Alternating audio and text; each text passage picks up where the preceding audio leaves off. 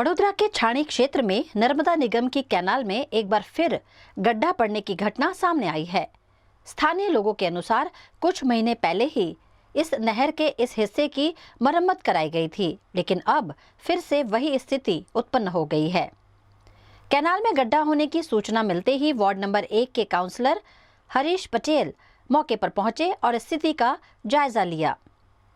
स्थानीय लोगों का कहना है कि यदि आने वाले दिनों में भारी बारिश होती है तो नहर को और गंभीर नुकसान होने की आशंका है, जिससे आसपास के क्षेत्रों पर भी असर पड़ सकता है।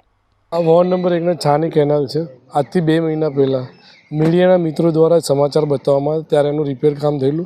खरेखर रिपेर काम जोईए तो थूक पट्टी जेवुं करेलुं ए ज जग्याए फरी गाबडुं पड़ी गयुं छे। એટલે नर्मदा निगम एटली सूई गयेली संस्था है कि मीडिया मित्रों जे जग्याए बतावे एटलुं ज काम करवानुं, एनी आगळ बीजुं आगळ पाछळ शुं छे कोई चेक करता नथी।